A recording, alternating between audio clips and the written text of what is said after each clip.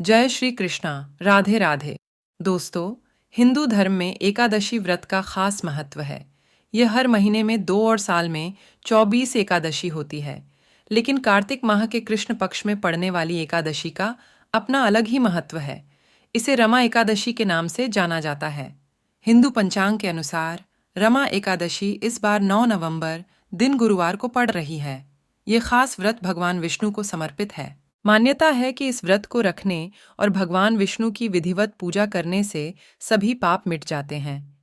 लेकिन मान्यता यह भी है कि व्रत कथा के बगैर इस व्रत का पूर्ण फल नहीं मिलता है।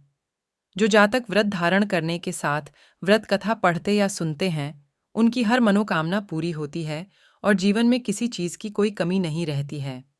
इसी के साथ चलिए जानते हैं रमा एकादशी व्रत की कथा। पुराणों के अनुसार मुचुकंद नाम का एक प्रतापी राजा था। उनकी एक पुत्री थी जिसका नाम चंद्रभागा था।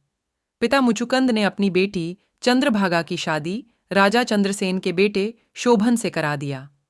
राजकुमार शोभन की एक आदत थी कि वो एक भी समय बिना खाए नहीं रहता था।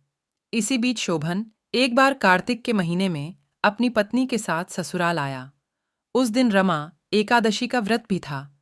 चंद्रभागा के राज्य में सभी रमा एकादशी व्रत का नियम पूर्वक पालन करते थे, तो दामाद शोभन से भी ऐसा ही करने के लिए कहा गया। परंतु शोभन इस बात को लेकर काफी परेशान हो गया। इसके बाद अपनी परेशानी को लेकर शोभन पत्नी चंद्रभागा के पास पहुंचा।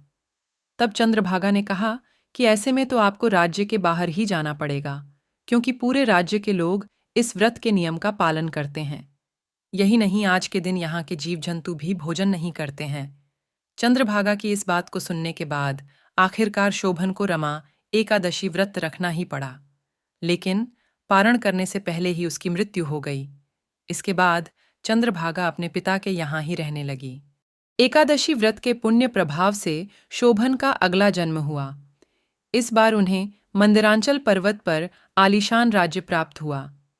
एक बार मुचुकुंदपुर के ब्राह्मण तीर्थ यात्रा करते हुए शोभन के दिव्य नगर में पहुंचे। वहां सिंहासन पर विराजमान शोभन को देखकर ही पहचान लिया। वहां ब्राह्मणों को देख शोभन भी अपने सिंहासन से उठकर पूछा कि यह सब कैसे हुआ।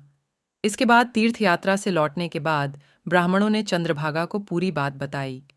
चंद्रभागा बेहद खुश हुई और पति के पास जाने के लिए व्याकुल हो गई। इसके बाद वह वामर्षि के आश्रम पहुंची। फिर मंदिरांचल पर्वत पर गई और पति शोभन के पास पहुंच गई। इस तरह एकादशी व्रतों के पुण्य प्रभाव से दोनों का फिर से मिलन हो गया। कहते हैं, तभी से मान्यता है कि जो भी मनुष्य इस व्रत को रखता है वह बड़े से बड़े पाप से मुक्त हो जाता है। साथ ही भगवान विष्णु और माता लक्ष्मी की कृपा से उसकी सारी मनोकामनाएं भी पूरी हो जाती हैं। उम्मीद है दोस्तों, आपको मेरी यह प्रस्तुति अच्छी लगी होगी। धन्यवाद।